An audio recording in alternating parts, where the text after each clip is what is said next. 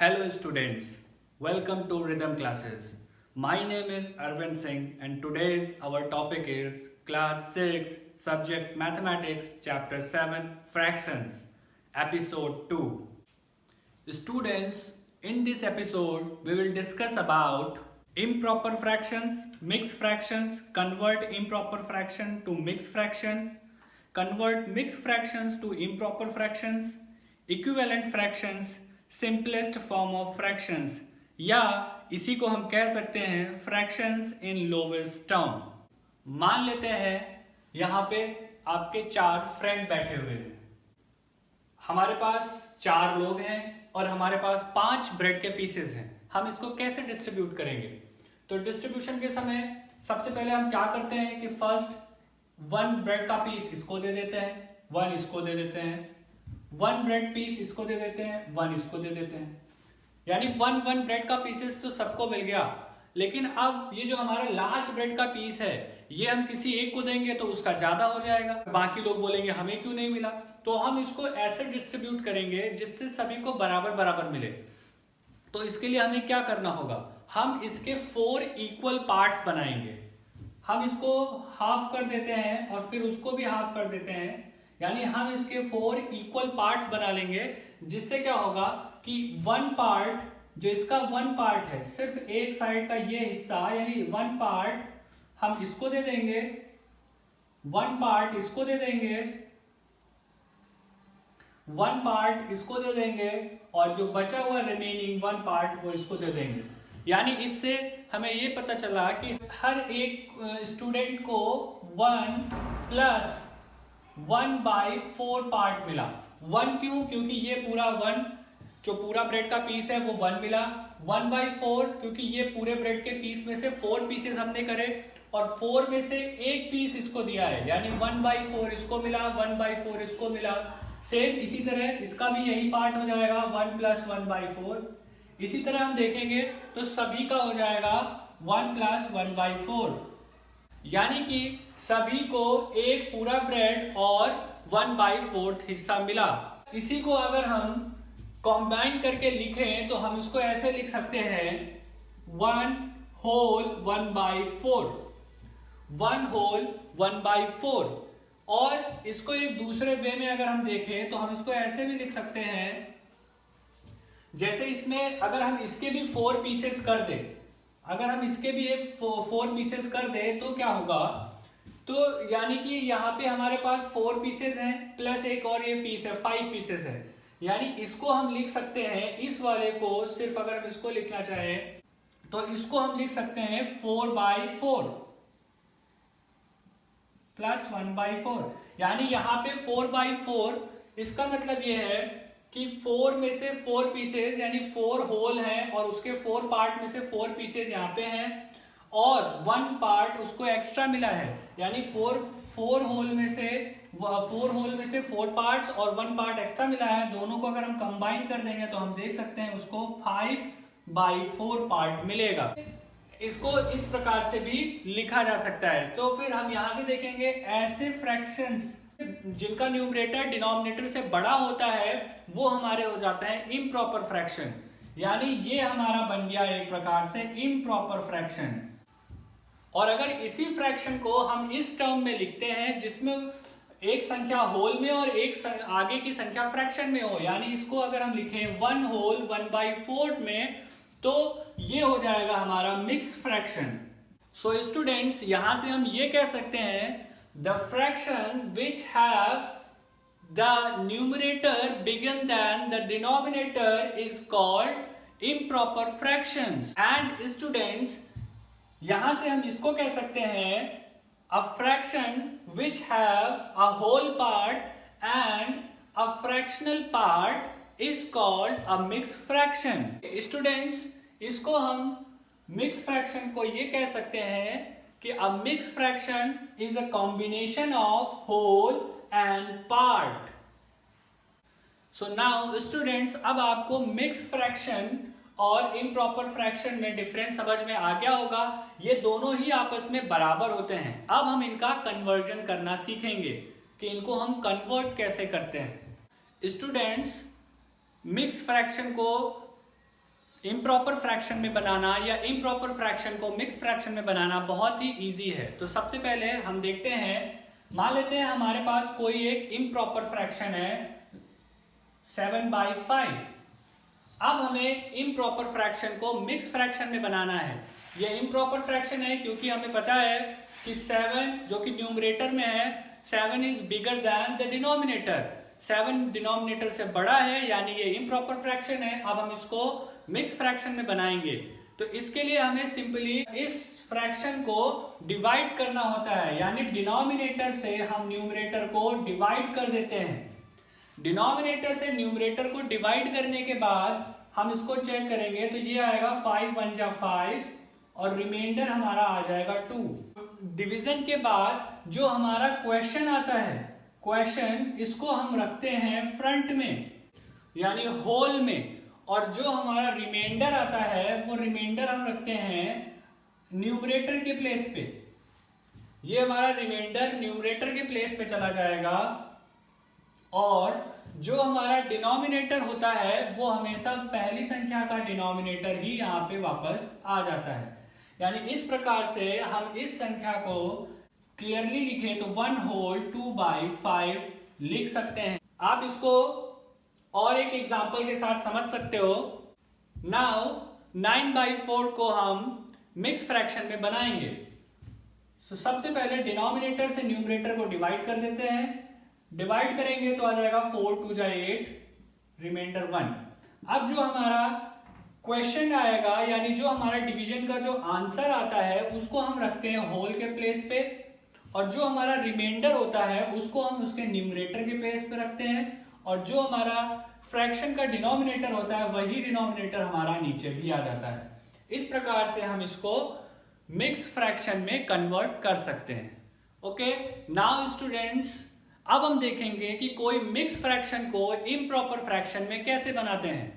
Suppose हमारे पास कोई mix fraction है 5 होल 3/7, इसको हमें इम्प्रॉपर फ्रैक्शन में बनाना है। तो इम्प्रॉपर फ्रैक्शन बनाने के लिए हम जो भी इसका मिक्स फ्रैक्शन का जो डिनोमिनेटर होता है उसको उसके होल नंबर के साथ मल्टीप्लाई कर देते हैं, यानी 7 × 5, और हमारा जो भी इसका आंसर आएगा इसमें हम न्यूमरेटर को ऐड कर देते हैं, और हमारा डिनोमिनेटर वही पुराना डिनोमिनेटर रहता है जो हमारा पहले वाला रहता है। यानी इसको हम कैलकुलेट करेंगे। कैलकुलेशन के समय याद रखना बच्चों कि सबसे पहले हम मल्टीप्लाई को ही करेंगे, क्योंकि ये ब्रैकेट लगा हुआ है और बॉडमास रूल आपको पता है, उसके अकॉर्डिंग सबसे पहले हम मल्टीप्लाई करेंगे। 7 5 35, 35 प्लस 3 यानी हो जाएगा, इसको हम कर सकते हैं 35 प्लस 3/7, यानी ये बन जाएगा 38/7।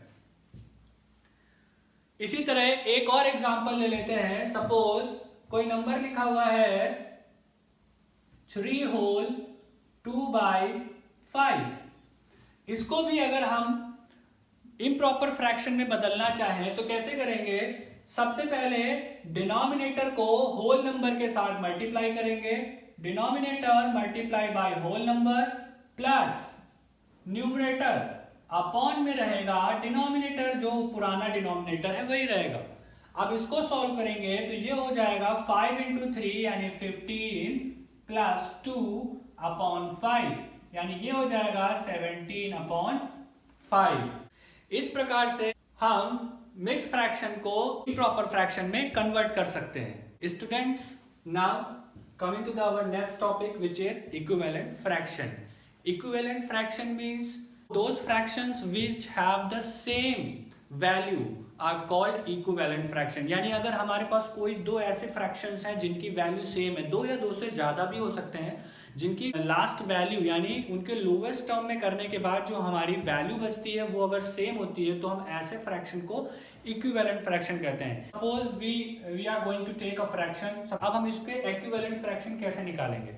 तो इक्विवेलेंट फ्रैक्शन निकालना बहुत ही सिंपल होता है। किसी भी फ्रैक्शन में आप किसी भी सेम नंबर से न्यूमरेटर एंड डिनोमिनेटर में मल्टीप्लाई या फिर डिवाइड करके आप उसका इक्विवेलेंट फ्रैक्शन बना सकते हो। तो ठीक है, फिलहाल हम मल्टीप्लाई का केस देखते हैं, फिर बाद में इसके बाद एक डिवाइड का केस भी आपको दिखा दूंगा। तो अगर मान लीजिए इसके हमें दो इक्विवेलेंट फ्रैक्शन लिखने हैं, तो हम इसका फर्स्ट इक्विवेलेंट फ्रैक्शन कैसे बनाएंगे? फर्स्ट इक्विवेलेंट फ्रैक्शन बनाने के लिए हम सिंपली कर देंगे कि इसमें कोई भी नंबर से हम इसके न्यूमरेटर और डिनोमिनेटर दोनों में मल्टीप्लाई कर देंगे। सपोज हम 2 से कर देते हैं 2, और ये डिनोमिनेटर में भी 2, ये हो जाएगा 4/10। यानी हम ये कह सकते हैं कि 2/5 का 4/10 एक इक्विवेलेंट फ्रैक्शन है। ठीक है, अगर हमें मान लीजिए इसका सेकंड एक और निकालना है, तो हम किसी भी नंबर से इसको मल्टीप्लाई कर दें तो हमें एक नया इक्विवेलेंट फ्रैक्शन मिल जाएगा। जनरली मैंने 2 और 3 लिया है, आप कोई भी नंबर ले सकते हो, डजंट मैटर। तो ये हो जाएगा 6/15। यानी यहां से हमें पता चला कि 2/5, 4/10 एंड 6/15 ये सारे के सारे इसके इक्विवेलेंट फ्रैक्शंस हैं। और मैंने जैसे कि स्टार्टिंग में कहा कि इनकी वैल्यू सेम आती है। वैल्यू का मतलब ये है कि जब आप इसको, अगर आप रफली इसको चेक करोगे तो आप देखोगे इसको जब आप लोवेस्ट टर्म में ले जाओगे तो यही वैल्यू आ जाएगी। सपोज हम यहाँ पे ले लेते हैं 4/10 और इसको लोवेस्ट टर्म में ले जाते हैं, तो ये हो जाएगा 2 2 जा 4, 2 5 जा 10, यानी ये हमारा आ जाएगा 2/5। और सेम इसी प्रकार से अगर हम इसको लोवेस्ट टर्म में ले जाएं तो ये हो जाएगा 6/15, ये 3 से डिवाइड होगा तो 3 2 जा 6, 3 5 जा 15, यानी इसका भी हमारा जो लास्ट में लोवेस्ट टर्म आएगा 2/5 आएगा। यानी ऐसे सभी फ्रैक्शंस जिनका लोवेस्ट टर्म लास्ट में सेम आएगा इनिशियल वाले की तरह, तो वो सारे के सारे इक्विवेलेंट फ्रैक्शन हो जाएंगे। ठीक है, अब एक केस हम ऐसा देख लेते हैं इक्विवेलेंट फ्रैक्शन का जिसमें डिवाइड प्रोसेस से होता हो। डिवाइड प्रोसेस से भी होता है, तो इसमें क्या होता है, सपोज कोई नंबर है 14/16, ये हमारे पास एक फ्रैक्शन है, इसके हमें इक्विवेलेंट फ्रैक्शन निकालने हैं। तो देखो पहली चीज तो ये जान लो कि सिंपली आप इसको मल्टीप्लाई प्रोसेस से इसके बहुत सारे इक्विवेलेंट फ्रैक्शन निकाल सकते हो, लेकिन इसका एक डिवाइड प्रोसेस से भी आप आपका इक्विवेलेंट फ्रैक्शन निकाल सकते हो। उसको हम देखेंगे कैसे, जैसे किसी भी सेम नंबर से इसमें हम न्यूमरेटर में या डिनोमिनेटर में सेम नंबर से डिवाइड करने से हम उसका इक्विवेलेंट फ्रैक्शन बना सकते हैं। जैसे मान लेते हैं इसका इक्विवेलेंट फ्रैक्शन हो जाएगा, इक्विवेलेंट फ्रैक्शन हो जाएगा 14/16 को अगर हम डिवाइड कर दें 2 से न्यूमरेटर और डिनोमिनेटर में, तो ये हमारा बन जाता है 7/8। तो 7/8 भी 14/16 का एक इक्विवेलेंट फ्रैक्शन होगा। ऐसे ही आप बड़े बड़े बहुत सारे फ्रैक्शंस को लेके इनको सॉल्व कर सकते हो, और इसमें आपको पता चल जाएगा कि इससे हम कैसे इक्विवेलेंट फ्रैक्शंस को निकालते हैं। Students, our next topic is simplest form of a fraction. इसको हम फ्रैक्शन इन लोवेस्ट टर्म भी कह सकते हैं। A fraction is said to be in the simplest और lowest form if its numerator and denominator have no common factor except 1। अब हम fraction को लोवेस्ट टर्म में लिखना सीखेंगे। सपोज कोई फ्रैक्शन लिखा हुआ है 48/60।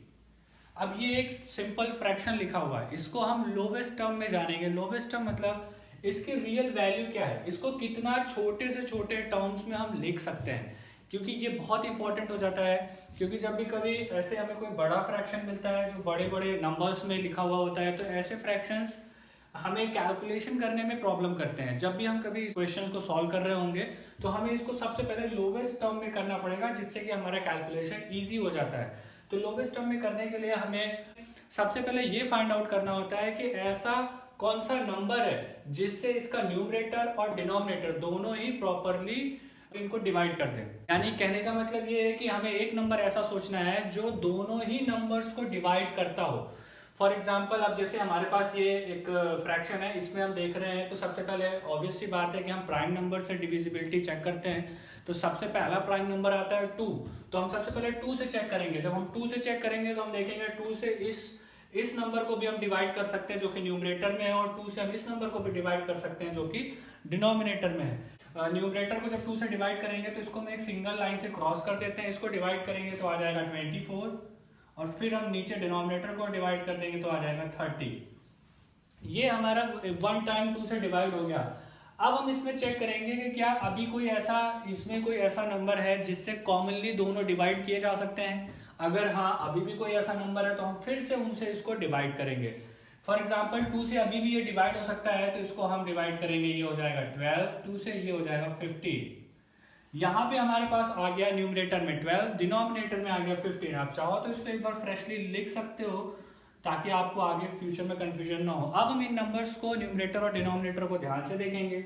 क्या अभी कुछ ऐसा है जो कोई नंबर आप ऐसा सोच सकते हो जिससे न्यूमरेटर और डिनोमिनेटर दोनों डिवाइड किए जा सकते हैं? तो आप कहोगे कि नहीं, 2 से अगर हम चेक करेंगे तो 2 से 12 तो डिवाइड हो सकता है, 15 2 से डिवाइड नहीं होगा। तो हम 3 से चेक करते हैं। 3 से जब हम चेक करेंगे तो ये 12 3 से डिवाइड हो जाएगा और 15 भी 3 से डिवाइड हो जाएगा। हम 3 से इन दोनों को डिवाइड करते हैं। 3 से डिवाइड करने में 3 4 जा 12, 3 5 जा 15। यानी अब हम ये कह सकते हैं हमारे पास जो इसी फ्रैक्शन का नया रूप आ गया है वो आ गया है 4/5।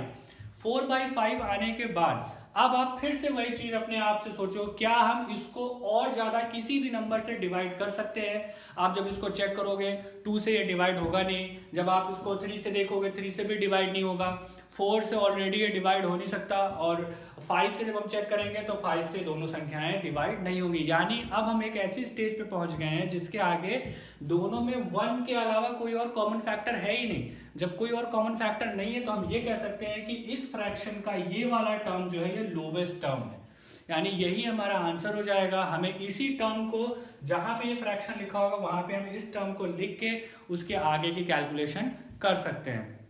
इसी चीज को आगे बढ़ाते हुए एक और क्वेश्चन ले लेते हैं। सपोज कोई अदर क्वेश्चन लिखा हुआ, मान लेते हैं लिखा हुआ 12/52, कोई ऐसा क्वेश्चन लिखा हुआ है, इसको हम कैसे करेंगे? इसको भी सिंपली सबसे पहले हम चेक करेंगे 2 से। याद रखना हम प्राइम नंबर से चेक करते हैं, 1 से चेक करने का कोई फायदा नहीं है क्योंकि 1 से सभी नंबर डिवाइड होते हैं। तो हम स्टार्टिंग 2 से करेंगे, 2 से चेक करेंगे। तो 2 से जैसे ही हम चेक करेंगे ये देखेंगे हम 12 भी 2 से डिवाइड हो जाएगा और 52 भी 2 से डिवाइड हो जाएगा। तो कर देते हैं, ये हो जाएगा 12/52, 2 से डिवाइड करने पर ये हो जाएगा 6, ये हो जाएगा 26। नेक्स्ट हमारे पास जो नंबर आया 6/26, ये दोनों नंबर भी हमारे डिवाइड हो जाएंगे 2 से अगेन। तो हम एक बार फिर से इसको कर देते हैं, ये हो जाएगा 3 और ये हो जाएगा 13। यहाँ पे हमारे पास जो नया नंबर आया 3/13, 3/13 को हम प्रॉपरली फिर से देखेंगे तो 2 से ये डिवाइड नहीं होगा। उसके बाद हम 3 से देखेंगे तो 3 से भी डिवाइड नहीं होगा, ये दोनों नंबर डिवाइड नहीं होंगे, केवल न्यूमरेटर डिवाइड होगा, डिनोमिनेटर डिवाइड नहीं होगा। और ऐसी कंडीशन पे हम देख सकते हैं कि कोई भी ऐसा नहीं है जिससे 1 के अलावा कोई भी दूसरा कॉमन फैक्टर दोनों के बीच में नहीं है। तो यही हमारा क्या हो जाएगा, आंसर हो जाएगा 68/17। सपोज कोई ऐसा क्वेश्चन है तो हम इसको कैसे सॉल्व करेंगे? बिल्कुल सेम टर्म है। देखो इस बार क्या होगा, इस बार आप देख लो, ये पहले हमारा जो न्यूमरेटर और डिनोमिनेटर है ये 2 से डिवाइड नहीं, न्यूमरेटर तो 2 से डिवाइड हो जाएगा लेकिन डिनोमिनेटर नहीं होगा। फिर हम डिनोमिनेटर को चेक करेंगे, न्यूमरेटर को, दोनों को, कि कौन सी ऐसी संख्या से दोनों डिवाइड होते हैं। तो हम देखेंगे 3 से भी डिवाइड नहीं होगा। फिर हम जाएंगे, चूंकि प्राइम नंबर्स की हम बात करते हैं तो आपको पता है प्राइम नंबर्स 2 3 5 ऐसे नंबर 7, इनसे हम चेक करते हुए आगे बढ़ते हैं। तो जब इनसे हम चेक करेंगे तो 5 से भी डिवाइड नहीं होगा, फिर 7 से करेंगे, 7 से भी डिवाइड नहीं होगा। फिर हम आगे बढ़ेंगे और हम ऐसे ही देखते जाएंगे तो फाइनली हमें पता चलेगा कि ये 17 से डिवाइड हो सकता है। जब हमें पता चला 17 से डिवाइड हो सकता है तो हम इसको 17 से डिवाइड कर देंगे। 17 1 जा 17, 17 4 जा 68। जब हम इसको डिवाइड करने के बाद इसको फिर से फ्रेशली लिखेंगे तो ये हो जाएगा 4/1। कोई भी इंटीजर्स के नीचे हम कभी भी डिनोमिनेटर में 1 लगा भी सकते हैं और हटा भी सकते हैं। तो यानी यहाँ पे जब डिनोमिनेटर में केवल 1 बचता है तो इसको हम सिंपली हटा भी सकते हैं और ये हमारा सिंपली आंसर आ जाएगा 4। तो students, I hope you totally understand how to calculate fractions in lowest term. Now, I hope you like this video. If you still have any confusion on this topic, then feel free to mail us. You can also follow us in Facebook and Twitter. Links are given in the description below. Thank you. Jai Hind.